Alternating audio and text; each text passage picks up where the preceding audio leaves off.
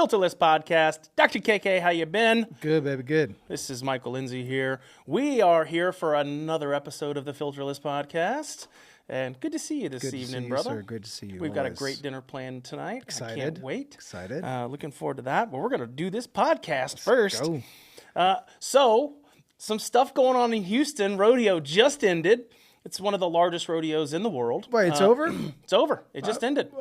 It's all right. Okay, I didn't know. It literally just ended. I did not get the memo. What is today? This weekend? Yeah, it ended on Sunday with Cody Johnson, and he broke the record. Oh, shit, really? But we're going to talk about that later. Going over the list of things that we're going to talk about, we've got the Iran war, Operation Epic Fury. Obviously, that's top of list for every podcast, I think, in the country right now. Some of the credibility on the online claims that Iran is winning or outmaneuvering the U.S. and how many of those have been debunked and how many of them haven't. Because there's some of this stuff that actually is kind of true. It's just not 100% true. Yeah. We just talked about this just a few seconds ago. A lot of fake news. Next steps for the U.S. And what we think potentially could happen over the next few days. And then everything that happened with the 48-hour ultimatum that ended up being a 5-day postponement to that ultimatum. And then we're going to talk about some of the SAVE Act, government shutdown, who's really to blame. And then to wrap it all up, we're going to talk about the Houston Rodeo and some of the records that were broken over the weekend and some of the stuff that happened. It was kind of a weird deal. They had to enforce a dress code at the middle of the rodeo because there's a bunch of... Houston-like. Yeah. So we're going to go over all of it, but man, Dr. KK, how you been, brother? I've been good, Mike. It's good to see you, baby. I've been looking forward to this one for a while. Yeah, we were in here last week and had a really good one, and back in here again. Just things are moving so quickly, so it's good to get them back-to-back, 2 weeks right in a row. But yeah, it's March 24th. I think it's important we say the date at the beginning for people I think so too, because it takes us a few days to get this out and the clips to come out.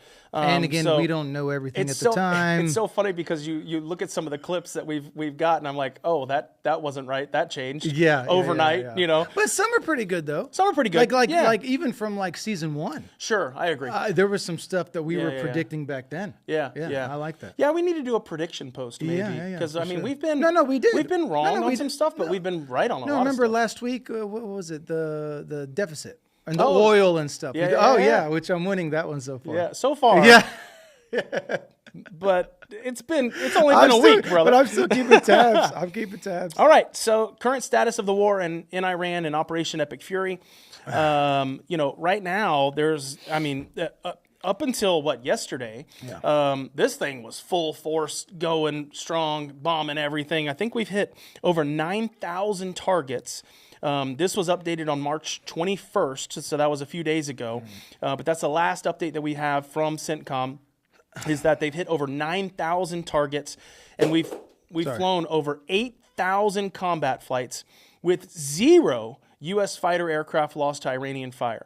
Now, one of them did get damaged and had to land in an ally's space. I think they landed in Kuwait. Kuwait, I believe it was Kuwait. Landed in Kuwait, and but everything was fine with the pilot, and I think they got the plane back just a couple of days after that. Yeah. So I think that's been the only thing that's happened to U.S. as far at as this point. As far as the planes are concerned, but there's a conspiracy out there about the USS Gerald Ford. Right. Yeah. That's a big one, unless you believe that there's a fire in the laundromat room. That's what they're saying.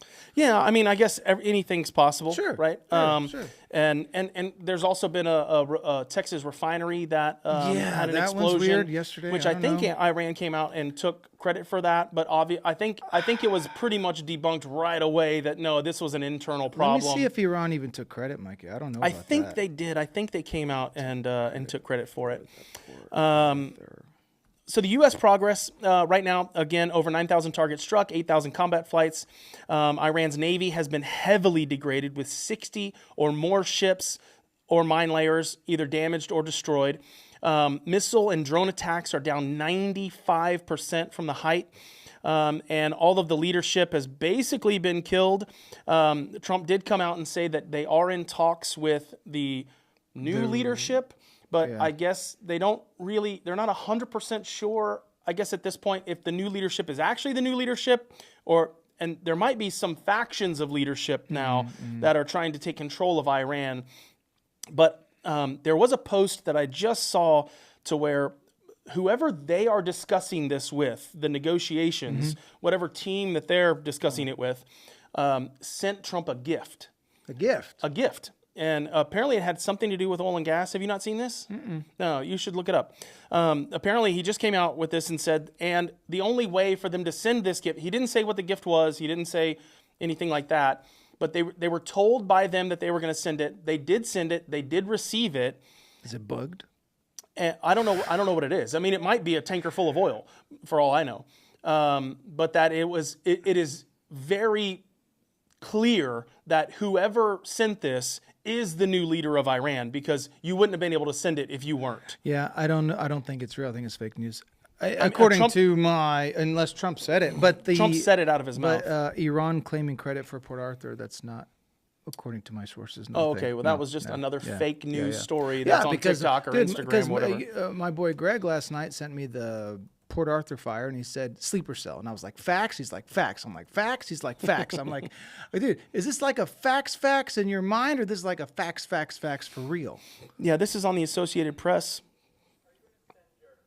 Trump says Iran gave the U.S. a gift worth a tremendous amount of money. Oh, okay. Yeah, this was posted an hour ago. It's the okay. Associated Press. Yeah, super fast. And it's got Trump talking about it. Okay. So we could play it, but you won't be able to hear it. Yeah. So I think that shows at least some negotiations are being made. Yeah, agreed. The problem at this point is there might be 3, 4, 10 different factions of leadership in Iran right now, where these factions might actually think that they're the new leader. I don't know, but maybe not. I just, whoever they're talking to, will just say those people are in charge, and the Ayatollah's son, I guess, is the new supreme leader. And now they think he's dead for real this time. I saw a report. The son? Yeah. So they know he was hurt really, really bad, and he maybe even disfigured and lost limbs. But I think that they said that he has died. Oh my gosh. Is that? I mean, he hasn't appeared publicly, supposedly, and it's unclear how healthy or active he is right now. And apparently, I don't know if he was around or in the same vicinity of the strike that killed his father. Yeah. But apparently he's hurt really, really bad. Yeah, but are you seeing the stuff I'm sending you about the IRGC spokesperson? It's the same guy. It's a weird looking dude with the eyes. Yeah. And the grayish beard. Yeah. Yeah. Well, there's two guys. There's a guy who's like a professor in Tehran, and he speaks English very well. Mm-hmm. And then there's this other IRGC guy in a uniform. Yeah, the uniform guy. Yeah, the uniform guy. Yeah. Dude, they're trolling us and or Trump pretty heavily. Well, of course. Yeah. No, but they're making jokes.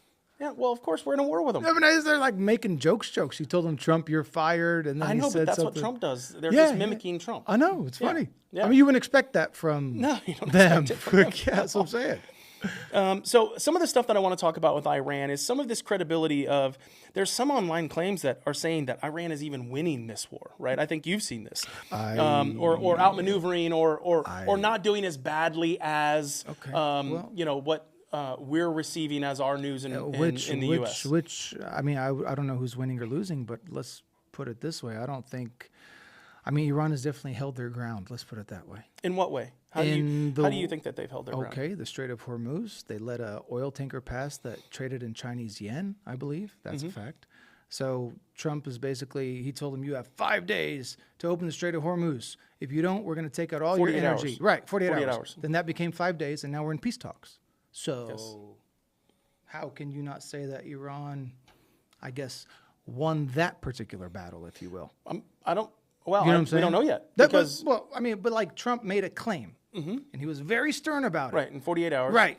And then Trump came out and said, they have contacted us. We are in negotiations. Is the Strait of Hormuz open right now? No.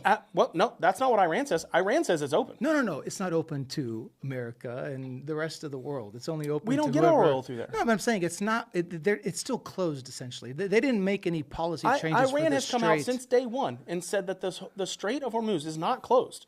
They've come out since day one and said the only ships that we will not let through the Strait of Hormuz are U.S. and Israel ships. Yeah. That's it. Yeah, well, I mean, obviously the U.S. is desperate for them to open the Strait of Hormuz. Iran has come out and said, point blank, we are not closing the Strait of Hormuz. The reason the Strait of Hormuz is closed is because the ships can't get insurance because the insurance companies are like, no, there's a war going on. We're not going to give you insurance.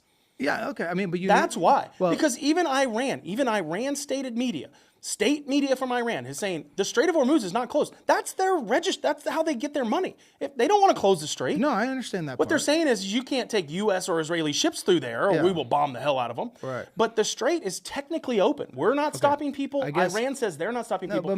But the companies that sell the insurance to these tankers have said we're not giving you insurance. It's too much of a hot war. And I don't blame them. And I don't blame them either. I don't blame them one bit. But that is what is technically stopping the Strait of Hormuz from reopening. It's not Iran. Iran is saying it's open. Okay. It's open for business. We want ships to go through. Okay.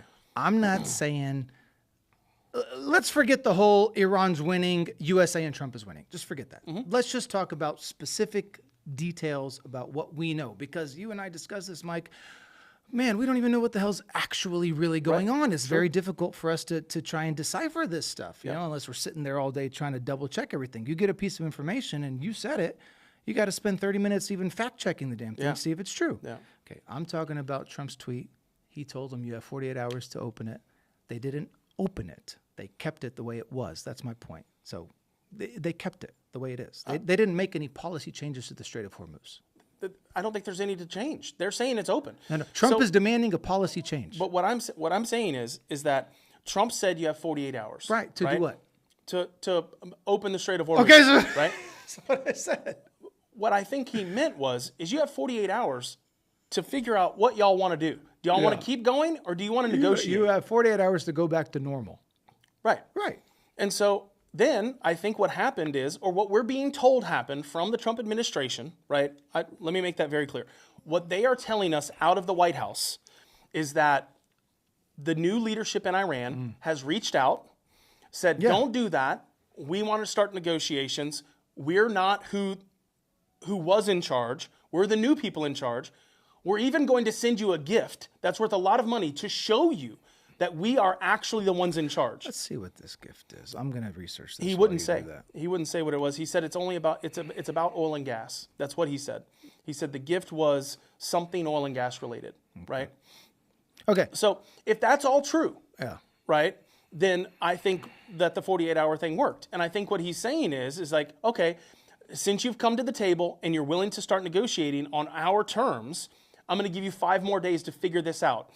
Kushner and Witkoff, go figure it out. You've got 5 days. But in 5 days, if we're not done with this and we don't have something on the books that we're looking forward to, and watch this. Then we're going to do it. The gift is not a literal object, is what they're saying. It just means like a gift, like money, I guess. Like, we're gonna, not like a gift, like an oil tanker. It's more just like we're giving you some leeway here, I guess, is what they're saying. But who knows? We'll find out. He said it was worth a tremendous amount of money. Yeah, I know. Right. I know. But I think he meant it in terms of like money, just saying like you're but helping us out. I don't see how you can, if you look at it militarily, the U.S. is winning. Okay. Right? I don't know. That's the thing. I can't say that. Do you not think that we've destroyed most of their Navy? I haven't seen everence of that. You haven't seen all of the unclassified videos of all these ships being blown up? My algorithm must be different than yours. I haven't seen a single... They have declassified all of this stuff. I haven't seen it. You can see these giant aircraft carriers just getting blown out of the water. Okay. Like you can see it. Yeah. Okay. Do you not think that we've destroyed the majority of their ability to shoot missiles and drones in the air? Obviously not, because Tel Aviv is getting hammered right now. I said the majority. Oh, okay. Well, I mean, no. You don't think so? No, dude, because if they were... What do you think we're doing over there? I think that we are over there playing this little tit for tat back and forth with these people. Bro, and I think that... 9,000 targets. Okay, if we are destroying them, how do they have the ability to keep firing missiles? All you need is one.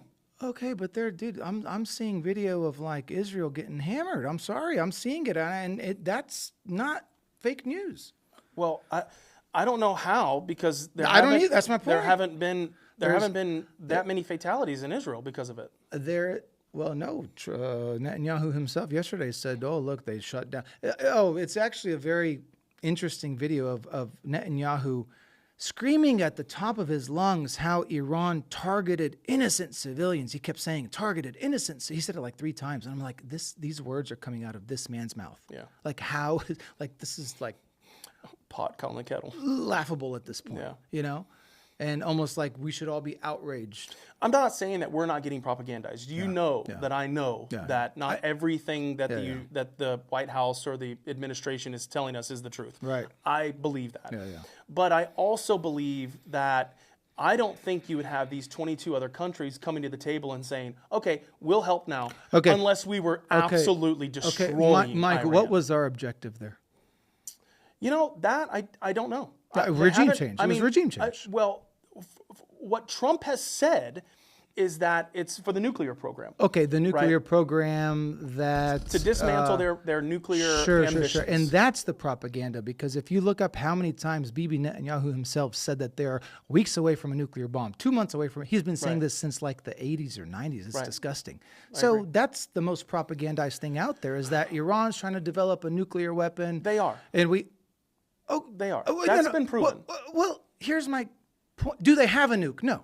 No, not yet. No, thank they God. don't have a nuke. Okay. Thank God. They don't have a nuke. Yeah, thank God. Okay. But this idea that we have to go in there and destroy a country of 90 million people and regime change you because you have a uranium enrichment program that we know that you have and you know that the world has. I mean, it's not a secret. There's no secret about it. They're not supposed to have it. Oh, I don't know if that's... Who's not supposed to have it? Iran. Says who? Us.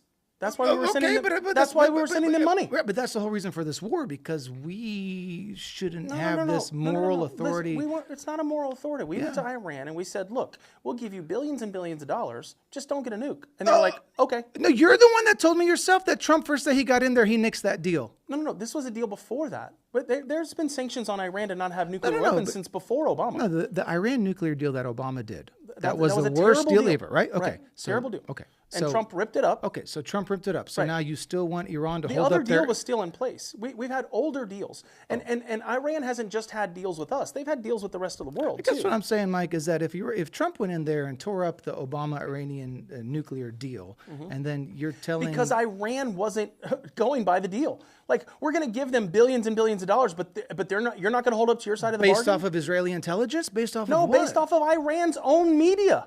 They have come out and said that they had 60% enriched uranium. See, here's the deal.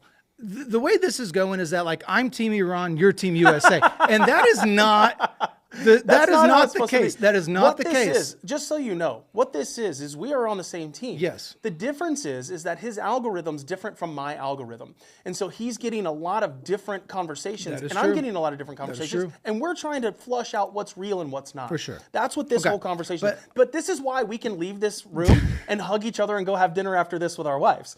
Because we both know that we're both getting lied to on both sides of it. Yeah, exactly. That's and the we're trying to figure out exactly what's true and what's not. So it's funny because we get to ask this a lot. Like, y'all are actually friends outside because y'all argue the whole time while you're doing the podcast. And it's like, well, we're not arguing with each other. We're arguing with facts that we thought were facts. We're arguing with life, man. We're trying to figure this shit out. It's not easy. It is not easy. It's not easy to know what's real and what's not anymore. That's the problem. But back to what I was asking you. I said, what's the objective of this war? It was regime change and to disarmament their nuclear program. Fine. So did we accomplish regime change? No. Did we accomplish Maybe. We don't know that. I mean, you it's just not said the same leader. It's his son. Maybe. If he's still alive. It's the same people. They don't even know. Okay. They've even said they don't know. Okay. I mean, Trump has come out and said, we don't know who the leader is yet. Okay, so who are they negotiating with? I think that's why Trump is saying what he's saying. Yeah. Is he's saying, look, we're negotiating with someone. We didn't know if they were the real leader or not until they sent us this. Okay. The minute they sent us this, then we're like, hey, they got to be. Well, that's a big problem if you're going to war with someone and you don't even know who the hell's in charge. That wasn't us. In a country. What do you mean? Again, that was Israel.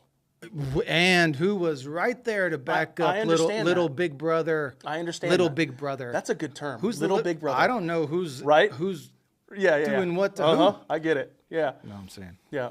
The Epstein regime, let's call them that. Who's the catcher? Who's the pitcher? Yeah, here? for sure. Yeah. But again, they throw all of this. We've said it a million times. They throw so much information out. Yeah. It's hard to decipher what's real and what's not. Okay. You know, and depending on your algorithm on your feeds, it depends on what you see and what you get. Yeah. I do have to think though that so Iran also said literally 30 days ago, not even 30 days ago, that they did not and could not make missiles that went over 2,000 kilometers. They said it. They purposefully and then said it. You're talking about Diego Garcia.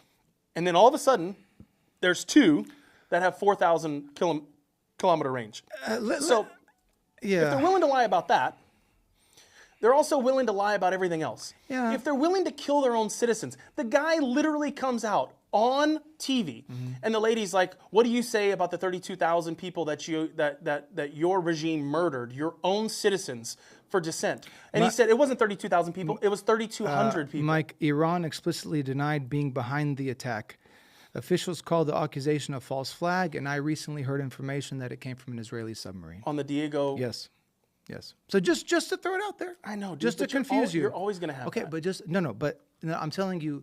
According to our handy-dandy AI sources. I don't think that's true. And I think that there's a big reason why. But it's saying, not about the Israeli submarine part, but about Iran explicitly denying responsibility. Like that happened. Obviously. Okay, well, I mean, but to me, if you're going to do something like that and you're showing the world your capability, they're always there to claim responsibility. Usually these guys claim responsibility for like a big attack. They do not want the EU to think that they have this Then stuff. Why would they launch it? Well, because they're about to get obliterated. That's what they thought. If they didn't want people to know they had a 4,000 kilometer range missile, why would they launch it? They're being forced to. By who? By us and Israel. We're bombing the hell out of them. Not from Diego Garcia. That's the issue. Here's the problem. All of the leadership is gone. Yeah. So you have these small factions throughout. And you've got this one faction that those missiles are at that faction. That guy just makes the determination. Send it. I don't know if we know that. How do we not? Because, Mike, you're making a lot of speculation about but the so IRGC. Are you. No, I'm just... No, How are you not? My speculation is if Iran was responsible for the 4,000 kilometer missile, right? That, to me, is them showing the world, again, because Diego Garcia is not sending... missiles from that base, right? So I have a question for you. Sure. Iran, and I think you know this, has stated explicitly that the Strait of Hormuz is open. No, but it's not. If it was open, then why is Trump demanding that it be changed? Then why are they so they're lying? Mike, let's not complicate it. This is from Iran. No, but let's not complicate it. Iran has come out multiple times and said the Strait of Hormuz is open. Okay. But let's just say it like this: Strait of Hormuz pre-war, Strait of Hormuz currently. That's what I'm talking about. So that there's two things. There's the Strait of Hormuz pre-war, Strait of Hormuz policy currently, and so that's what I'm saying. So you're saying it's open versus not open versus closed versus closed. I'm saying, look, there's two different distinctions about the Strait of Hormuz. And Trump clearly said, hey, you have 48 hours to do X, Y, and Z. They didn't do it, and here we are negotiating. So in my mind, that is a little win for Iran. But I'm not cheering for him. Yeah. You know what I'm saying? Obviously, we're not cheering for Iran. This is an... Obviously, we're not cheering for Iran. That's what I'm saying, Mike. These are objective things. Right. What we're talking about is what's true and what's false. Right. The narrative or the news that's out there, what's actually true and what's not, right? I have an easier time believing our government, even though I know they lie to us, than I do Iran's. Yeah, okay, yeah, same. Okay, same. I'll give it to you. Right? I'll give it to you. It's just, But man, this is tough as an American to answer my own questions. That who lies more? Shit. I don't even want to answer it online. But that's a tough one, Mike. Who lies more? It's just, but even if it's 1%, I believe the U.S. more than I believe anything coming out of Iran. I think everyone's full of shit, personally. Yeah. I think everyone's full of shit. I think we need to end this war and be done with it. This war's costing us trillions of dollars, and I'm not sure what our benefit is. Well, this is a perfect segue. Yeah. How do we do that? At this point, you can't go back. You can't go back. What's done is done. The cat's out of the bag. You just talk. You just how do you go forward from here? You stop killing people. You talk and negotiate, and you just strive for world peace, man. You just have to. I mean, we talk about war all the time. We talk about killing each other all the time. We talk about hating certain countries and supporting these countries and supporting these fractions. But honestly, dude, I just don't want a human to die. I'm not like a world peace Gandhi type dude, but I'm just done with death. Yeah. I mean, some guy the other day put out a stat that since 1971 or 76 to current day, U.S. is responsible for 38 million deaths. A lot of them were starvation. Okay, too. and how many of those people were guilty of anything? Seriously. The citizens? Yeah, that's what I'm None saying. of them. So Hardly any of so them. did we kill 36 million troops? See what I'm saying? Yeah. And Bro, it's sad. And then like as a Christian, I right? agree. As a Christian, I think you know why war is so like difficult to talk about, because what you're doing, right? When you are defending war, right? And someone tries to tell you that's wrong, it's very offensive because you are trying to take a religious moral high ground because you cannot defend murder. It's like one-on-one, it's not really defensible. You know what I'm saying? Like one-on-one. But you're like, oh, but if we do it as a country, right? If we send, other kids to go do it, then it's okay. Yeah. So it's almost like when you become so desensitized to it and you're like, have like this bird's eye view about it, then it's like, yeah, murder's fine. But it's not. It's actually not. So as a Christian, we cannot technically be pro-murder, regardless. And of course you can talk about, capital punishment and stuff like that, but that's, a little different from what I'm talking about. I'm for world peace. I don't want a single Israeli to die. I don't want a single Palestinian to die, Lebanese, Iranian, U.S., you name it. I'm done with death. So what do you do to people that constantly tell you that they want to kill you? Oh, that's the propagandized thing, because you always keep hearing people say they keep chanting death to America, death to America. I'll tell you this: A, they have a reason to be saying that, and B, you're talking about a group of 100 civilians in a country of 90 million. It's not 100. I mean, there's millions of IRGC. Sure, yeah. No, they're definitely out there protesting. Sure. 20% of Iran's population is IRGC. No, but last time I checked, they weren't at our doorstep. We were at theirs. It's like, okay, the America First stance is one that I like. The issue is that we're all on this one planet. Yeah, there's only one of them. We're being stupid, and so as a species. And so the issue is that you have these radical people all over the world, and if they're telling you that they want to kill you, right, at the same time as they're enriching uranium up to 60%, and there's no stopping them. Okay, how about this? You just brought up them wanting to kill you, or them not let's just say them not liking you. Let's just say that. That's not what they say. Okay. It's not what their religion says either. Why? That they don't just like us, not like us. I don't know. I don't know about that. But okay, take a country like China, Russia, and North Korea, and even throw Pakistan in there. That's a little different. No, but I'm saying all those countries don't like the United States. Don't like us. And guess what? They're not doing uranium enrichment. They have nukes. Yes. So we could use the same argument to say, oh, well, we should just go in there and regime change those There's people. There's a difference in people not liking you and being competitors, and people wanting to kill you and wipe you off the face of the earth and create a global caliphate. Okay, I believe... That's literally what they say. No. I believe that the death... It's almost like, remember I sent you that thing about the new script is out on the news and they've been told what to say, like, oh, if the price to pay for gas is going up, it's a sacrifice I have to make. And they blast it on the news, and every news agency says it across the country and everyone believes it.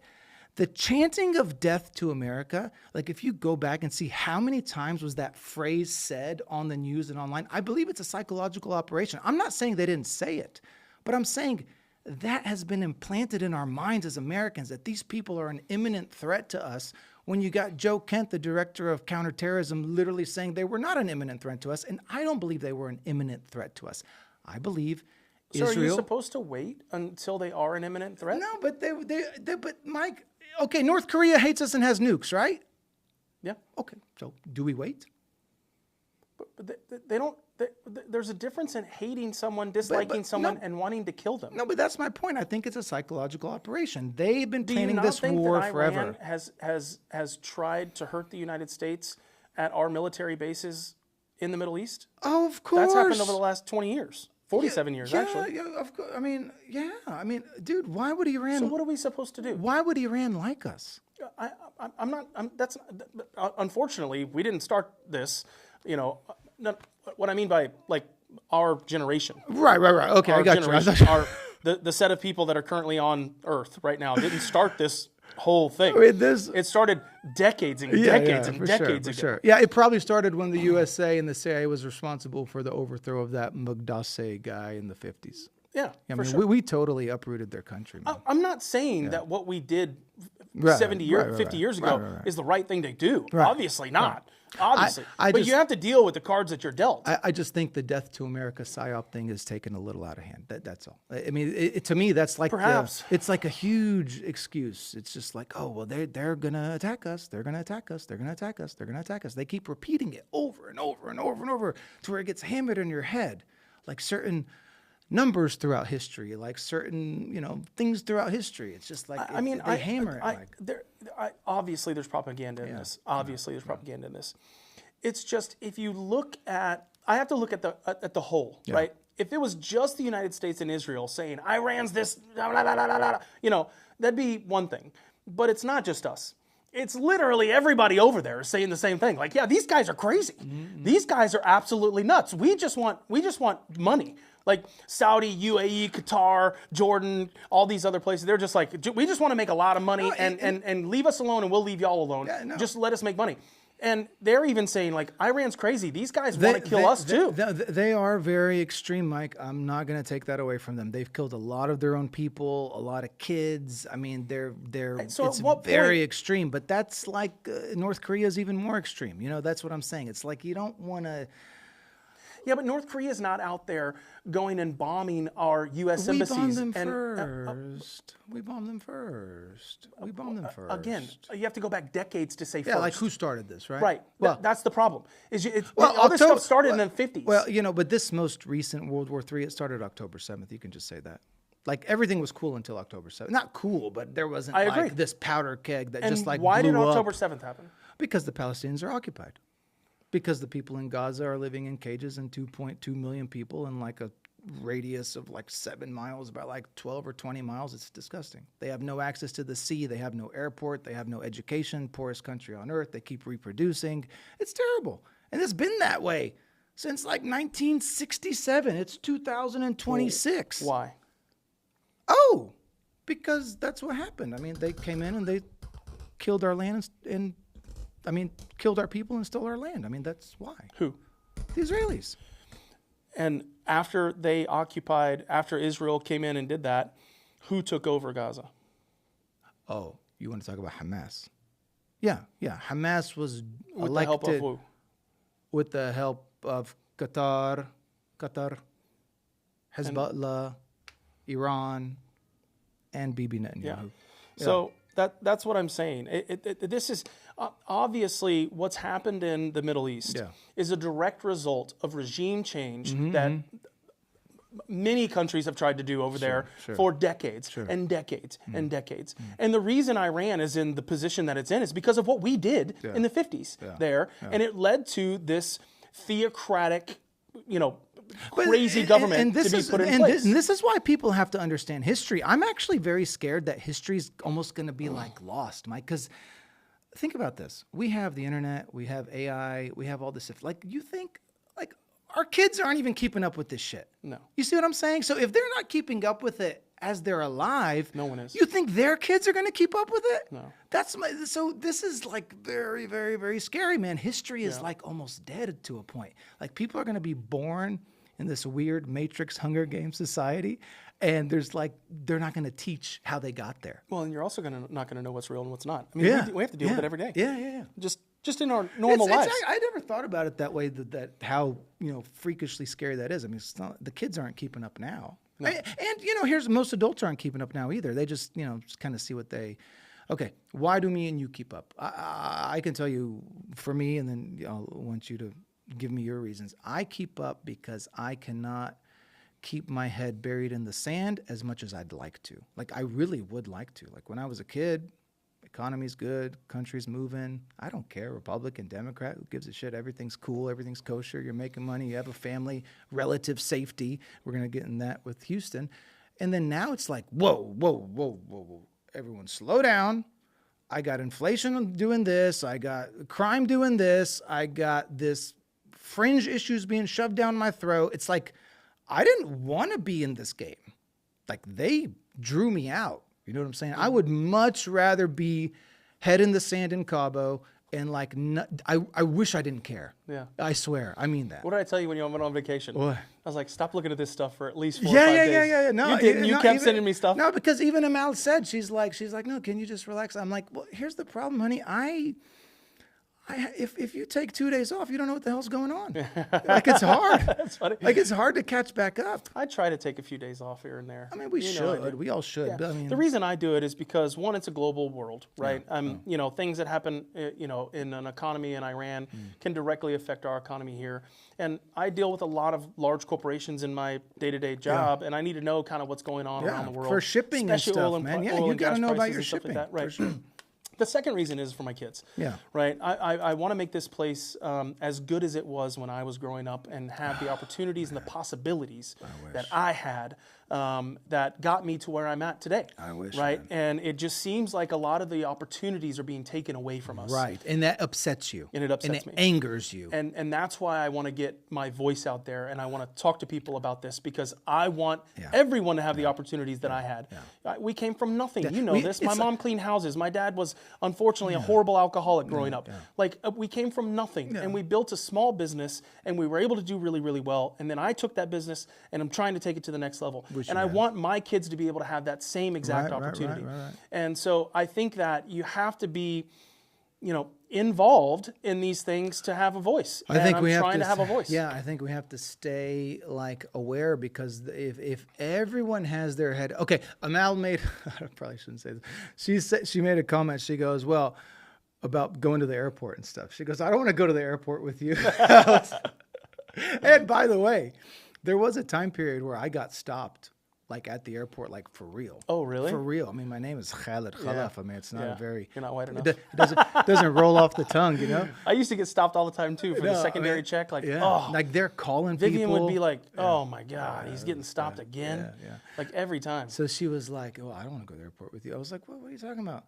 And she's like, and then I told her, I said, well, like you agree with, she's totally on board with everything. Like, you know, like we're thinking the same, like you and Vivi. And she's like, I'm like, well, somebody's got to talk about it. Like, if everyone took the approach of no one's going to talk about it, then we're screwed. Then there's no chance. There's no chance. There's no chance. I mean, I said this, and there was a post that I think went out today, or whatever it was on Instagram, that was talking about what I said last time, which is we got to start talking to each other, guys. Like us, not our politicians. Those people are crazy. Politicians, they're freaking crazy. And then I'll give you another psyop. Is how they made everything too cringe to talk about. Can't talk about sex, can't talk about religion, can't talk about like offending people. Can't talk about money. Right. When they did that, I promise you, I think that was part of like the demoralization of society thing that there was a Russian guy that talked about the 4 stages of they're trying to destroy America. I got to tell you, self-censorship is the best way to censor people. Yeah, for sure. Is to make it to where you're scared to say what's on your mind. Yeah. That's the. There's exactly. millions of Americans. There's millions of people all over the world that are just scared to say what's on their mind. They completely restricted our free speech, even though it's not necessarily illegal. Right. They made it. They know what they're doing. They made it street illegal. Right. Right. Yeah. Which is to where you'll get canceled. Which is just as bad. Which I'm so glad the majority of the cancel culture is gone now. You can kind of see it. Well, I just don't see how you can cancel anybody nowadays. I mean, you can. It's better. It's much better. It's much better. Yeah. Thank God. I think next steps. Obviously, there's got to be a point in time where diplomacy has to come into let's account. just be done. I do think that you're going to see some more military actions over the next week to 2 weeks. I said this last week, which was I think we've got 3 to 5 weeks left. I still think that. Okay, are we still going to take that Kangaroo Island or what's it called? Kharg Island. Are we going to take it? I don't know if we'll take it now by boots on the ground. Yeah. I thought we probably were last week. Yes. It wouldn't surprise me if we didn't put some type of blockade of some kind around it. Now, that all depends on what happens to these negotiations that are supposedly taking place. Here's the thing. if the negotiations are a lie, which is what Iran is, or some people in Iran is saying, that they're not negotiating at all, then you better watch out, because we're taking Kharg Island. And all he's doing is he's trying to give them 5 more days to get the ships in place to where we can take them. Well, here's my... And Trump's known to do that, right? Trump's known to say, I'm going to give you 5 days, and then on the 3rd day, he just bombs the hell out of you. So one thing that you can predict out of Trump is that he's going to be unpredictable. Yeah. No, I understand. It's just, I guess the other thing is, and again, I'm not anti-USA. I'm not pro-Iran. I am an objective truth speaker. But the question is, if we're winning so badly, why are we negotiating? Well, at what point, what are we supposed to do? Are we supposed to make it America? We were supposed to do the objective that we set out to do. Which was? That was my question to you. We might have. They never told us what the objective was. They're pretty smart. They're pretty smart, because if they never tell you what the end game is, they can end at any time. Okay, we both know what the objective was. The objective was to wipe out Israel's arch nemesis. That's it. Probably. That's it, Mike. Probably. And you see what they're doing now. They're taking southern Lebanon. Right. There's like 1 million refugees. Yeah. And I don't know where the UN is. Where's the ICC, ICJ? No one's saying anything. It's and weird. That's supposedly because of the Hezbollah hold in southern Lebanon. But there's something really weird going on with the Lebanese community in the United States. We saw the sort of weirdness that happened with the Persian community in the U.S., right? Mm-hmm. When U.S. and Israel attacked Iran, they were cheering in the streets and celebrating, having house parties. I mean, it was crazy. They were super happy, right? Mm-hmm. Which is a little weird, because you're like, but that's your... Kind of like the Venezuelans. Yeah, same. Yep. It's almost like these people are all in exile, if you will, in a weird way. It's like they left their country for a reason. They had to escape, Yeah, I mean, I understand that. So I get that part. But something similar is happening with the Lebanese community in the United States. They hate Hezbollah, especially the Christians. They can't stand Hezbollah. They blame Hezbollah for all the problems in Lebanon, which I guess you could argue is true. Pretty accurate. Yeah, I mean, you could argue that. But I hate to use these terms, but at least Lebanon didn't sell out the way Jordan, Egypt, and Syria was forced to sell out. But you know, when I say sell out, what do you mean by sell out? Yeah, sell out is have basically no leg to stand on for support of the Palestinian people. King of Jordan will get up there and give a speech, and then the next day he'll go shoot down a missile coming from Iran. So it's like, and I'm not telling him not to do that. I'm just saying, like, so you're basically now a proxy for Israel, right? If you're defending them. Well, I mean, here's the thing. If you don't want the U.S. to be mad at you, you better be over there. Yeah, no, and I get it. No, I mean, they're definitely pressured to do so. I mean, if they had the option to, in their hearts as Arabs, I mean, say what you want, Palestine. but the upper echelon of our, democracy right now is Zionists. They are. I mean, look at Congress. Yeah, the Epstein Look regime. at the Senate. Look at Trump's cabinet. Yeah. I mean, if you really look at it. Look at his son-in-law. Right. I mean, it's you can't say that it's not. Okay, so are you happy with the Zionist control of your government? No. Not at all. No. I mean, the first thing is exposing it. It is one thing Right. to be pro-Israel. Right. Like, it's totally okay for you to be pro-Israel. Sure. Like, I don't mind that at all. I think the Israeli people are good people. There's a ton of good ones in there, especially ones that are protesting to free Palestine. Yeah. There's a ton. Yeah. Yeah. I mean, I don't see the problem with what we're doing right now, which is basically saying, hey, government, U.S. is whoever it is, what are y'all doing? Yeah.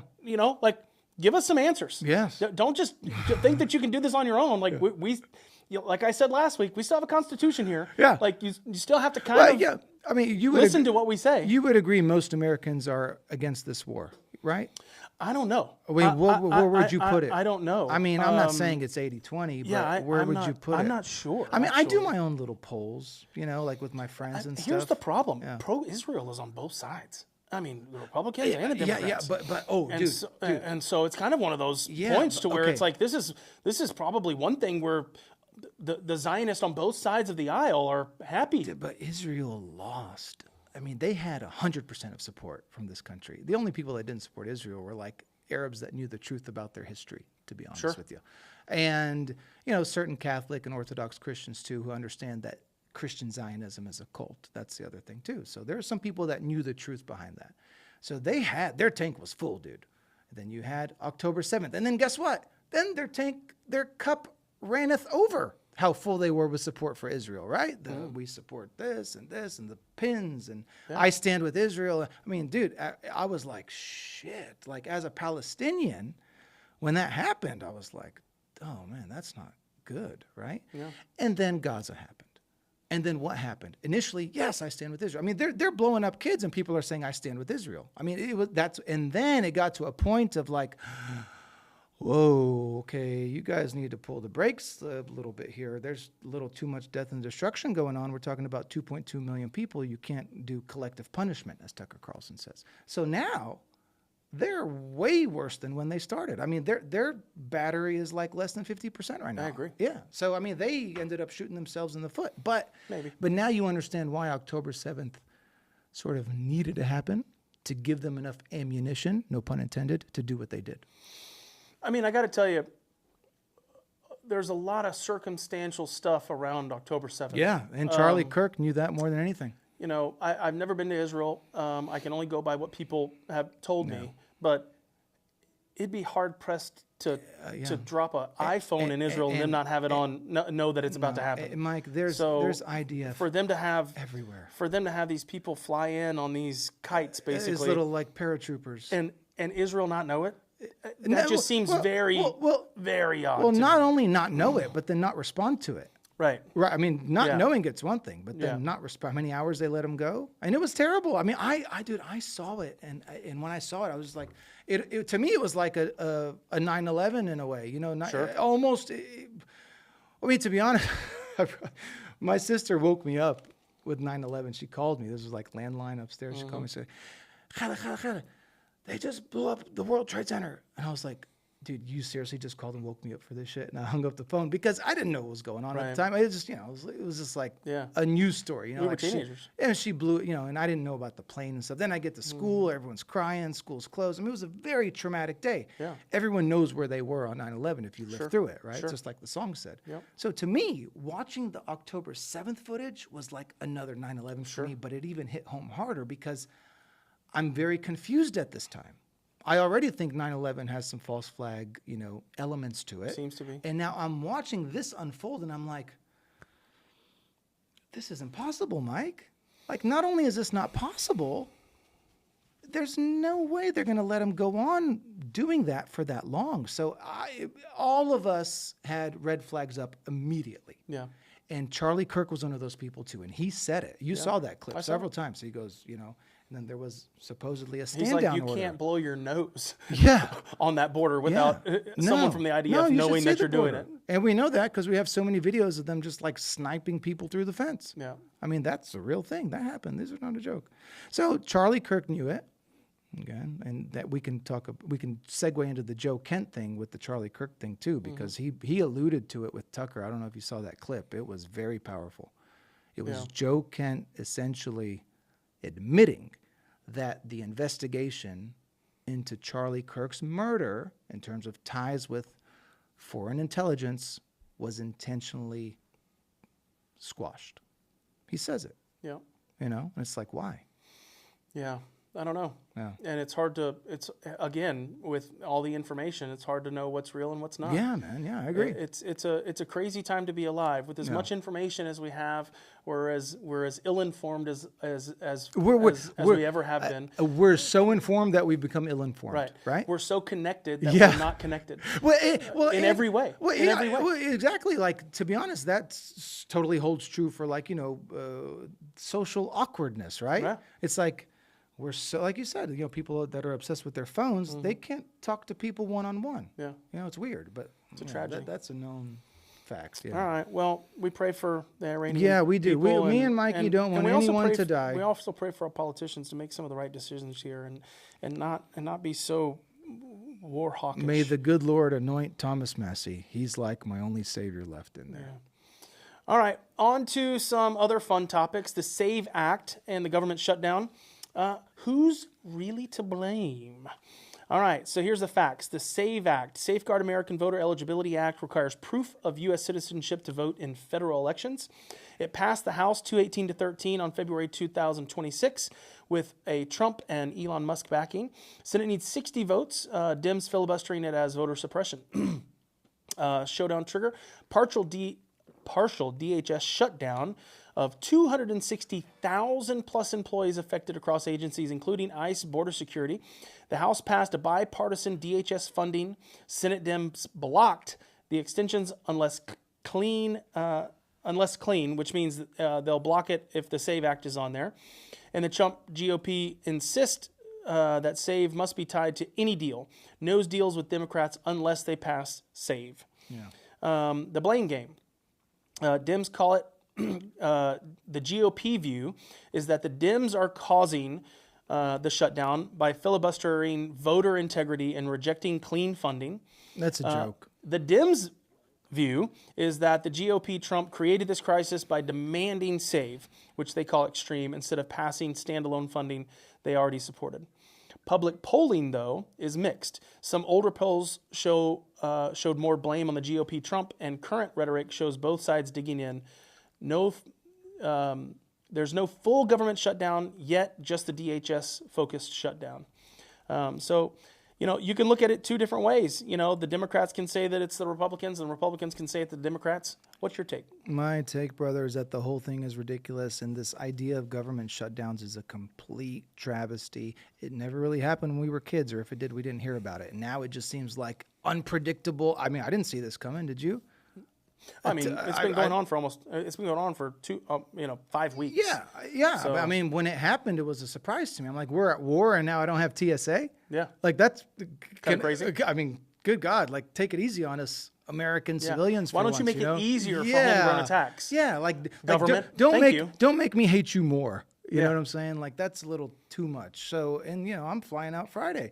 It's the whole thing is stupid. It's a complete show of incompetence by our elected leaders, and I think it's insane. And it just keeps happening more and more and more, which to me is further evidence why that this country is in disarray. So do you think that they should pass a clean funding bill, take the SAVE Act off, and fund DHS just with funding there? Yeah, I don't like how they keep mixing and matching packages, and you got to vote for this, but we got to throw in the furries and stuff, and it's weird. Like, just do one thing at a time, people, you know?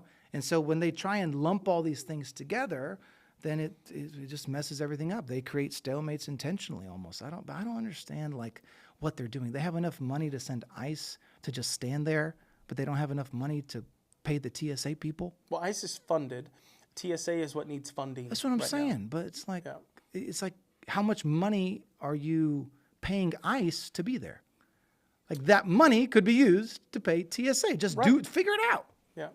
Like you obviously, it's almost like if your problem is you don't have enough money, then how are you spending money on bringing ICE in? And to be honest, ICE is paid more than TSA. I mean, 1-to-1, you have to imagine they probably are. They seem more, and I'm scared of them too.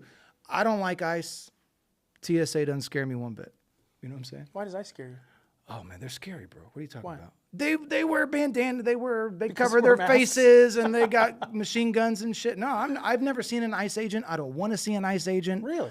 To me, there's I got like the feds from the Matrix, and now I got the ICE agents who are like the foot soldiers for the government. I don't like either one of them. They both scare me because I don't trust these people one bit. Yeah, that's me. Scary. I think I'm too much of a defector. You know what I'm saying? Maybe. I think I know too much. Maybe. You know?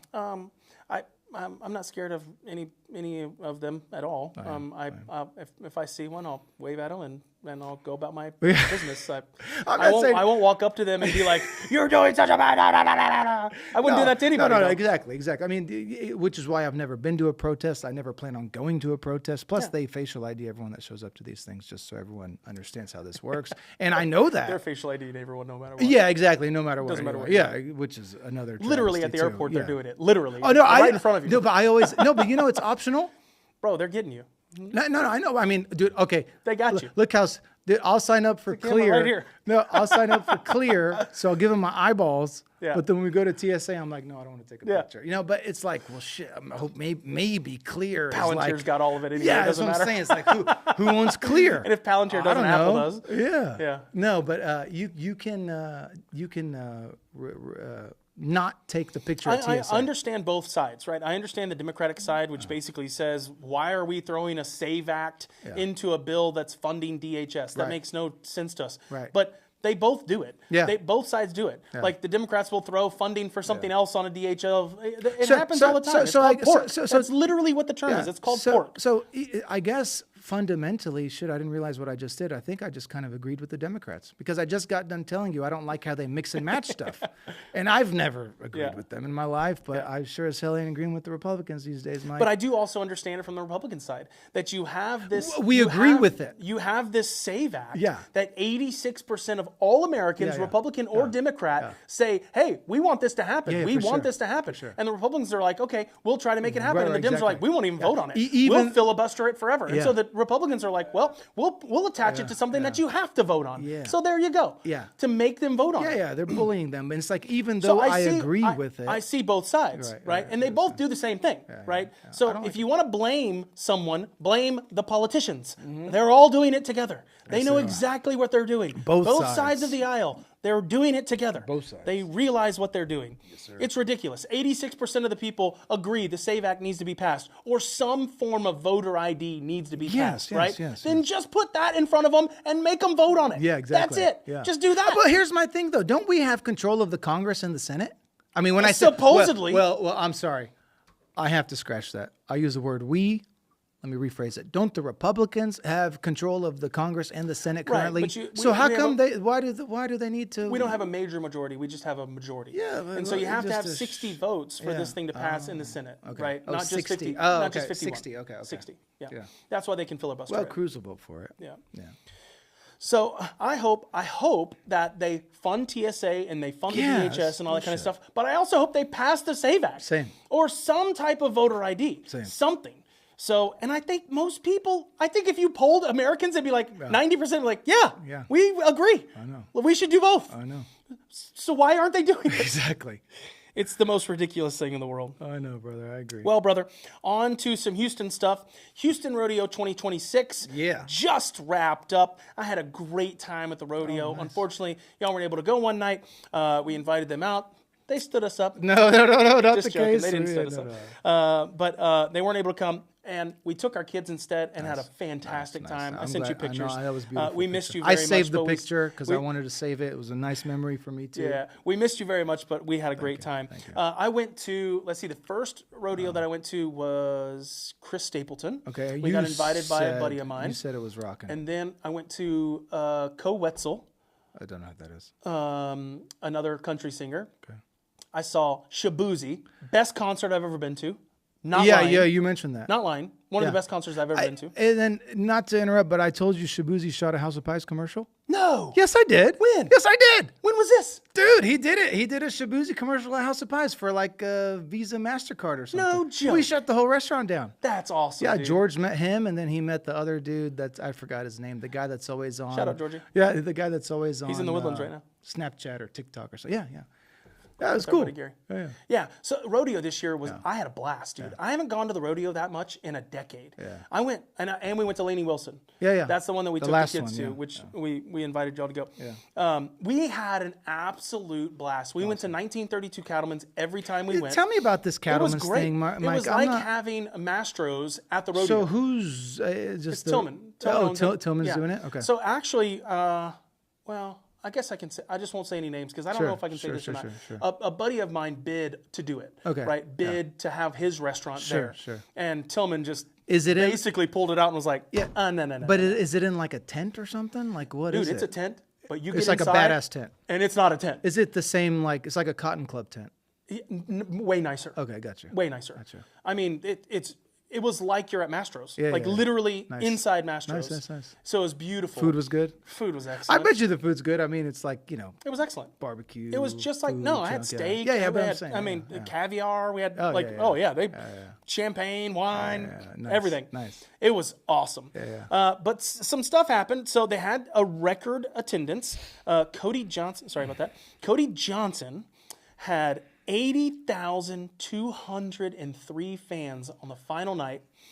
The record at NRG Stadium concert was 80,020 by George Strait, and so he beat him by about 200 fans. So they did that on purpose. Well, obviously, which I don't like. But Cody Johnson, dude, apparently tore the house down. Apparently, Carrie Underwood came out. Oh, nice. They had it was apparently it was a great John Party, Randy Houser, Carrie Underwood. And that's like max. They can't go more than 80,000. I don't think you could get very many more people in there. Like One of my employees, Tony, went and she took a picture. I've never seen a stadium that packed in my entire life. That's cool. It was every seat, every floor seat, the entire. They pulled out the whole rodeo. They expanded so it. they had no bull riding, no nothing. It was just this, and that was the concert. And they had it stacked. Dude, I don't even know who Cody Johnson is. I'm ashamed. He's I'm an sorry. ex-bull rider. Yeah. That was a bull rider, decades ago, and became a country music. What's his artist. most famous song?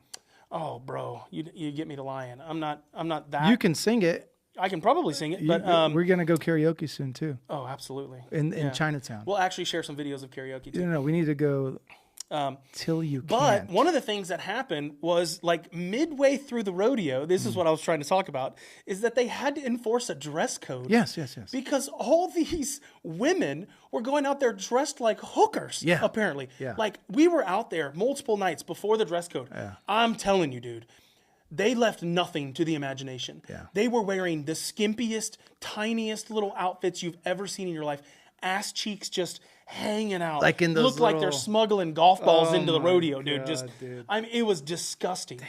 And so finally, the rodeo was like, nope, we're not doing it. Dress code's going to be strictly enforced. Yeah. We saw them on the last night with Lainey Wilson turning multiple people away. Really? Multiple people. Really? Oh, yes. Wow. Yeah, probably dozens we saw turn away. They were like, nope, get out. Nope, get out. Nope, get out. I like that they did that. It's a carnival. There's kids there. Yeah, exactly. Like, you can't be dressed like you're going to a strip club. I think they did it after that fight broke out too. I think they used the fight as an excuse to enforce the dress code, if I recall correctly. There was a huge. You saw the fight, right? A huge fight. Yeah. So it happened after the fight. Yeah. I remember that. But and apparently Beyonce's mother-in-law or mother's gumbo thing got like. The city had to come in and shut them down because they poisoned a bunch of people. Like food poisoned a bunch of people. Did you hear this? No. Yeah. So she had like this gumbo stand or whatever, and she was serving gumbo for a few nights, and then apparently like hundreds of people got sick off of the gumbo, and the health commission came in and shut them down. Now they have to be careful, man, because they don't have freezers and big walk-in coolers out there, man. They have to be careful. And so that was all over the news too. Apparently, Houston was like the spot for spring break this year from people around the country. Did you hear this? Yes. Did you not hear this? Who's traveling to Houston? Exactly. Why? Exactly. Because Mexico was shut down. Because nobody wanted to go to Mexico because of all the stuff that's going on in Mexico. I escaped to Mexico. Yeah. So literally, people just decided, well, we're just going to go to the Houston Rodeo. And there was literally well over 2 million spring breakers that came in. Wow. And they were shutting down gas stations at like 3 o'clock in the morning and having parties. Like, you can search it on TikTok. Spring Break Houston 2026. Like, there would be 800 people at like a Shell station at 3 a.m. I really hope we don't become the next South Padre Island for spring break or something. Terrible. Yeah. It looked terrible. They're all just like if young that's the kids. Case, then they should move the rodeo to non-spring break weekend. Yeah. Because apparently, like, HPD was overwhelmed. Yeah. Like, Harris County Sheriff's Department was overwhelmed. All these people were overwhelmed. All these people, because they had no idea that this many people were coming to Houston for spring break. The lines to get in nightclubs were like hundreds of people deep. I didn't see any of this. They were charging like $300 cover charge to a lot of these places, just because there were so many people. There's a pool day club apparently here. The line was like hundreds deep, wrapped around the block of people trying to get in this like pool day club. Yeah. Okay. Now I know, kind of like the places you're talking about, because in my head I'm like, I don't know what the hell you're talking about. We would never see these them. are not my these are not my These are not my places. These are not my establishments. Yeah. No, I got you. Yeah. It's tough, man. I don't like Houston becoming like unsafe. Like that fight at the rodeo was not cool. Not cool. I don't like the dressing situation with both men and women, by the way. Dude, because why are you showing all? Why are you showing? It's one thing to dress. I don't want to see your underwear. Yeah, but it's one thing to dress like my wife dresses, Yeah. right? She dresses provocatively, Chic. but everything's covered, Chic. right? Yeah, of course. Yes. These girls, no. Yeah. This was This was too much. full on nudity. Yeah, it's bad. Honestly, No. I mean, it was full on nudity. And so, what do you think about that as like in terms of like demoralization of society? Oh, 100%. It's bad. It's bad. Yeah. I mean, we talked about this OnlyFans. Like, I think OnlyFans should be outlawed too. Oh, that guy died. Yeah, you saw that? Yeah, He was a 43 from cancer. I forgot what kind. Yeah. And they always kept saying he was a rabbi, which I found interesting because it's not like you would ever say a priest owns OnlyFans. He is Jewish. I knew that for sure. Someone said he was an anointed rabbi. Not anointed, but something. I don't know. I don't know if it's true. I know they're Could be Jewish. They fake did news. they did the podcast with PBD. Yeah. And they went over. Yeah. You still watching PBD? Yeah. Yeah. God, I just don't like him. I watch everybody. Yeah. I'm just like a Tucker, Candace, Megan. You got to get out of your algorithm, bro. Yeah, but I mean, know you it's do. You know you do. no, but I don't. You have to listen to both sides. Yeah, but I watch CNN. If I an watch interesting, MSNBC. okay, if an interesting PBD clip comes out, great, because you realize what happens. It's not like people are like, okay, like Candace, right? It's a big investment to listen to her every day, dude. It's like a 2 hour, 1.5 hour every single day. I listen to everything at 2x speed, so I get through them pretty quick. Yeah, Tucker, that's what I do. But like, if I'm going to listen to Candace every day, so sometimes I just rely on like the clips that go viral. You know what I'm saying? And I haven't had a PBD clip go viral in a while. Your algorithm is not going to show it to you. I love my algorithm. don't ever change. Everybody does. Please don't because ever it's change. exactly what you want to see. Right, and That's the thing.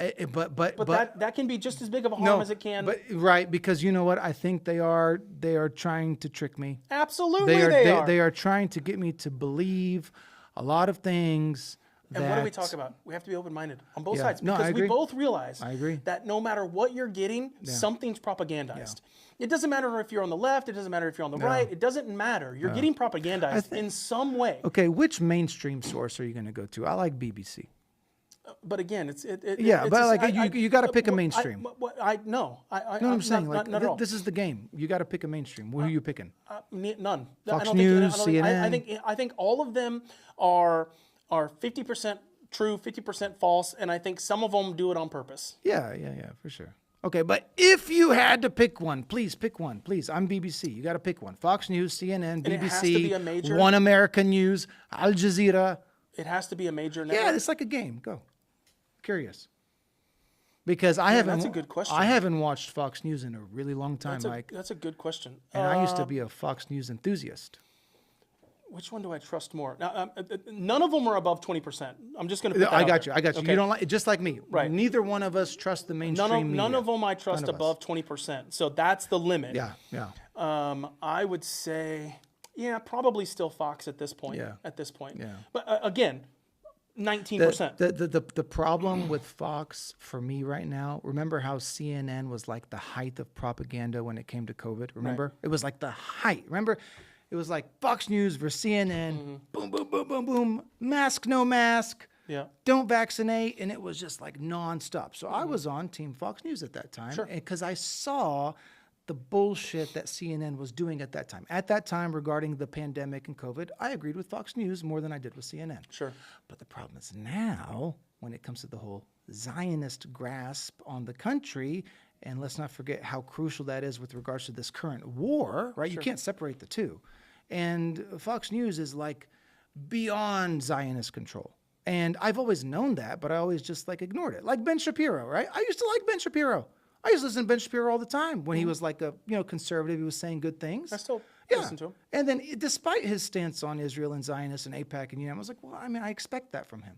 But now it's like Fox News has become the old CNN with regards to propaganda for the war, for me. You know what I'm saying? Probably. Yeah, because they're all just like pro. Yeah, for sure. Christian Zio, got to do it for Jesus, got to go in there, and regime change and death to America and Lindsey Graham and Cruz. Not that I want to get it. into this, but these people thinking that the Israel of today is the Israel of the Bible is just the most ridiculous thing I've ever heard. It was never referred to Israel in the Bible like from as far as a geographical plot of land.